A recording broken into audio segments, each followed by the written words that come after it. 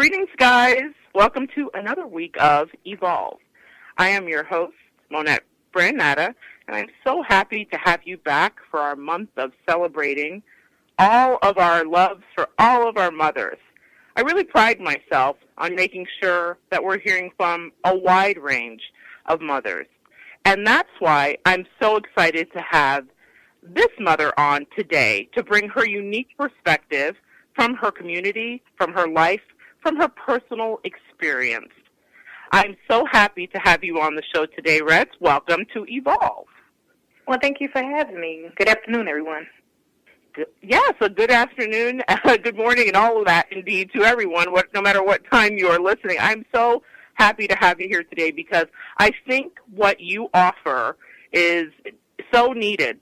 Especially in today's world, I see that everything is changing, and we're really becoming more accepting as a society. Even though there are some parts where we wonder, I see that there is more acceptance as a society.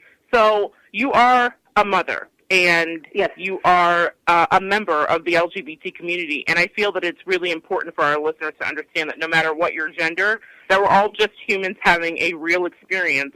Mothering or parenting really doesn't change or affect who you are in your private life. In fact, and that's why I thought you had some really interesting viewpoints to tell us about today. So tell us about how your daughter came into your life, and then maybe we'll get into more of your story as we talk. Well, for starters, I've been in this lifestyle for roughly 18 years, and coming from, let's say, from one end of the spectrum to the other, with no median, with no in-between stage, it was just a switch, if you will, very swiftly. She was pretty much born into this, so it was nothing to have to, drastically change on her end. This is all she knew. So it made the transition rather smoothly. Okay. Yeah, it definitely, to me, would make it a more smooth transition. She's here. And when I found out about your story, I started thinking about you and your daughter growing up together. The fact that you were coming into who you were as Reds, and your daughter was becoming this little person at the same time. Can you tell us about what that experience was like? Well, naturally, she, noticed that, through schooling from kindergarten, first grade throughout, that I wasn't like the other moms, that I was different, considering the role that I play as the aggressor usually in my relationship. So naturally, I didn't dress like everyone. I didn't wear skirts and dresses, and, my demeanor wasn't as such, on a feminine level. So therefore, you have, her looking at me and just seeing mom, and she just always embraced it. She always continued to call me mother, mom, mommy, and never made me feel like as if I was anything other, which I was feeling on top of the world with that. Which is amazing because some kids, just kids every day, have issues accepting their parents, no matter what their life is or anything. Right. So that's a testament to your daughter. Your mother that raised you, was she supportive of you having a daughter? Was she old school? What was her stance on you in this lifestyle and then you as a mother?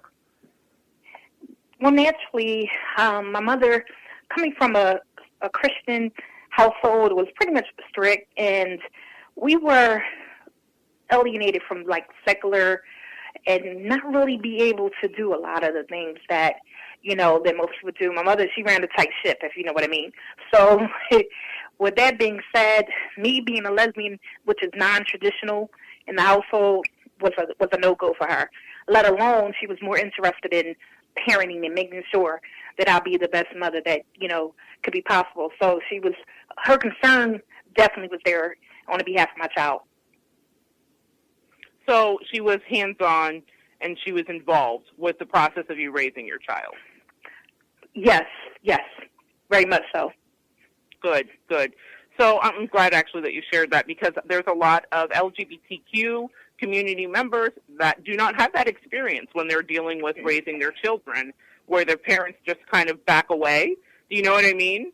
Right, exactly. Don't want any part of it. So it's amazing and wonderful and a blessing that your mother loved you no matter what was going on and helped you be a better mother by being a good grandmother. So yes, that to me was everything.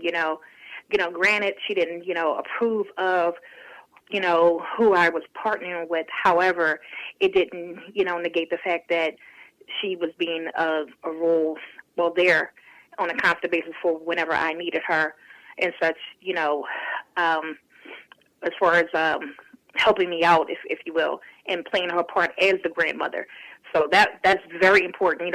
Having a support system is definitely an essential, especially in today's time. Yes, especially in today's time. So anybody out there listening, please know that it does help. It shifts. It doesn't matter what your sexuality preference is. You need support when you're raising kids. You need the help of someone that loves you when you're raising kids.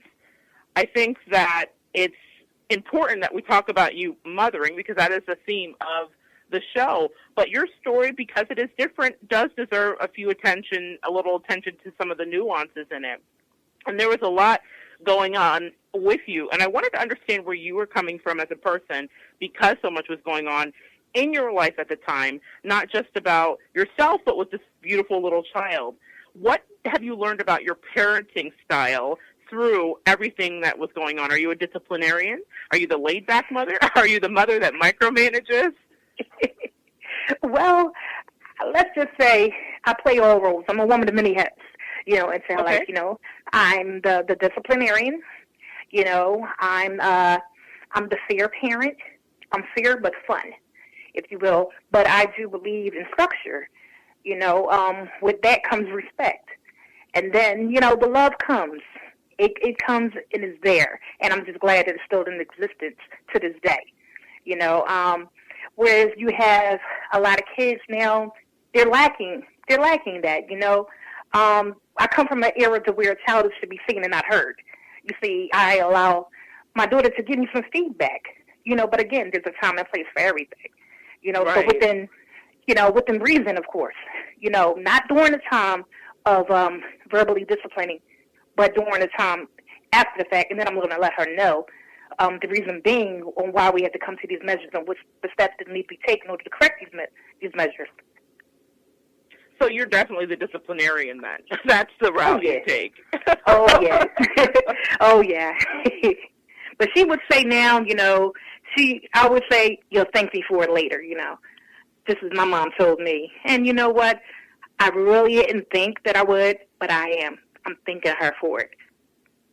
I've reflected, especially on this show. I'll be talking a little bit about my mom later, and I've really reflected and realized some of the things that my mom did that I thought were crazy really helped prepare me for the world, even though I did not agree. Trust me, when it was happening, I did not agree. But right. It really it's like, who does that? Me. Exactly, right. Yeah. Who does that? Yes, yeah. Yes, I absolutely have been there with my mom, especially having some great memories thinking about it this week. And so one of the things you would make clear to me is that you are mommy first before anything when it comes to your daughter. So whether you're disciplinarian or not, you're mommy first. Absolutely. Just as I mentioned earlier, that I'm a woman who wears many hats. And, I'm somebody's sister, I'm somebody's mother, somebody's aunt, and woman stands out more clear. And mother just capitalize it. And being a mother to me, it fulfills so many things in my life. It put things in perspective for me. It just simply highlight what, everything that I have and why I'm doing this. It makes it better. It actually it basically set aside, say, you know what, this is why I have to do it. This is, I have to do it for the muscle, for her. Right. That's why I say I'm a mother first. Everything we do, sacrifices, our thought, our process, because, again, if I don't succeed, she don't succeed. Right. Absolutely. And that's the way that I think that all parents are looking at it and why they make some of the tough choices that they have to make during the time that they're raising us is it's about survival of the fittest while you're raising your children. It is. And, sadly enough, you definitely have to, be assertive and be aggressive and not, take things on the chin and just get out there and do what you need to do, because guess who's watching? These kids, they're watching, and she watches. Right, absolutely. Now, I know with my mother, being a very involved mother about things with my life, she often weighs in on things that are going on in my life, and I allow that because I really value her wisdom. Have you found that your mother chimes in on her thoughts with you in regards to raising your daughter or your parenting? Well, naturally, there's always, some way, shape, or form, it needs to reflect her. It needs to be, somewhat in alignment of what she may feel at a certain degree. But then I think she learns to respect me as the mother that I am and the woman that I am first and foremost, and that she sees as the outcome that obviously, look at the product here, let's see, let's check, am I there, am I stable, am I everything that with my child needs, I'm a nourisher, provider, protector, am I there? And she has no choice but to respect it. Amen. Amen. I love that. So that's a message to the listeners. If you are doing what your parents raised you to do, and if you were fortunate to have good parents that fit into your life, then even if they're calling into questioning your parenting, remember that you are the person they made you to be. So stand firm in your truth. And I think that's what you do while you're raising your daughter, Red. A few minutes ago, you spoke, too, about changing your entire persona as you adjusted to your own truth about your life and who you were. And I know that children don't see all of that when they love us. I've worked in preschools, and I've mentioned that before. They just love you for you when they love you. But have you ever had a situation where the outside world tried to color your daughter's opinion of you? I ask this, and it's not because it's because sometimes, usually, heterosexual, cisgendered people experience the world through different eyes. So can you tell us about that or anything that may have happened like that? Sure. I recall an incident when my daughter was about 6 years old, and she was coming home from an after-school program, and she just ran up to me and, full of laughs and just smiling eyes and just was like, "Mommy, you look like a man." I froze. I just stood there like, yeah, you hear from the outside world, of course, Right. You're expected to, you got a woman who wears men's clothes, but to hear from your child, at that point, I knew somebody was talking about me. Had to be, because I don't teach her that. This is not something that she's, ignorance is learned behavior. We all know this. So if I'm teaching my child that, hey, there's going to be people in this world that's not going to be quite like you or anybody that you may know. So with that being said, don't judge them. Do not judge them based upon what they look like or what they seem to do. You judge them according to how they treat you. And it froze me. I was a little taken back by it, and I was like, oh, wow, okay. So I had to actually kind of look over my outfit there, And I like that you were real. You were like, okay, let me do an inventory before I flip out here. Let me see what's right. real. As assess the situation, look around, like, okay, all right, now we see what the situation is, okay. Right. And I just kindly just talked to her, and I was like, yeah, but you're okay with this, right? As I bend down with my hand on my knee, stooping to where she's at, and she's like, yes, Mommy. And we go off, onto the park, wanted ice cream, and is playing after her. In fact, she just walked in the room. Hi, daughter, in the room in the background. Hello. Yeah. Hi. I would love to hear if she has anything to say about mothering. If she's shy, I understand, because we certainly didn't go over that. But I definitely relate to having to have that experience and talking about it. And I think the way that